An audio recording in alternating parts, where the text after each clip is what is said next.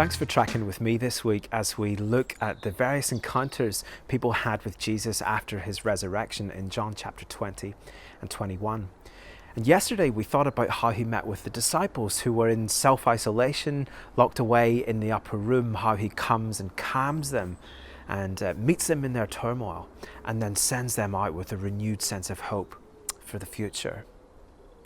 The background to today's encounter is really poignant. In verse 24 it says, "Now Thomas, one of the 12, was not with them when Jesus came." Now we don't know why Thomas wasn't there. He has a track record, yes, of asking hard questions, so there's a sense in which he might have chosen to cut himself off, needing a bit of space to think. Or maybe he's angry and wants to give up. But in any case, the chances are that he is just as devastated as anyone else, maybe more so, because of things Jesus had said before the crucifixion. Thomas had heard Jesus say back in John chapter 14, "My Father's house has many rooms. If that were not so, would I have told you that I am going there to prepare a place for you? And if I go and prepare a place for you, I will come back and take you to be with me." Jesus says, "I will come back and take you to be with me." And then we read, Thomas was not with them when Jesus came. What? God? Jesus? What are you doing? You know the number of hairs on people's heads. Not a sparrow falls from a tree without your knowledge. What's going on here? Why did you come when Thomas wasn't there?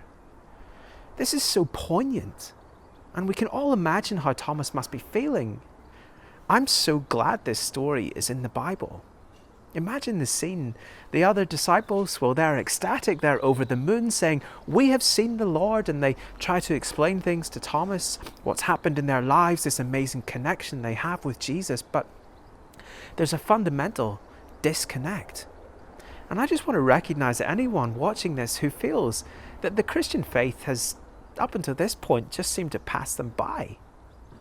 And I don't know why you doubt, or the things which tend to trouble you, whether it's doubts about yourself or doubts about people in your life. Maybe you adopt skepticism as a matter of principle.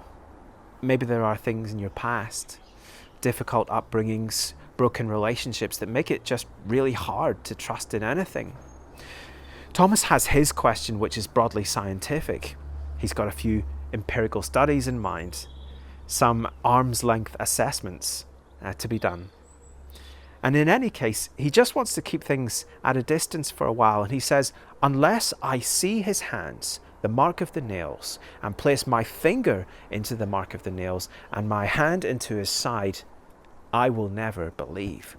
The criteria for Thomas will be when he understands Jesus' scars.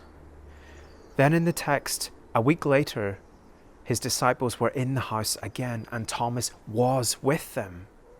Though the doors were locked, Jesus came and stood among them and said, "Peace be with you." Then he said to Thomas, "Put your finger here. See my hands. Reach out your hand and put it into my side. Stop doubting and believe."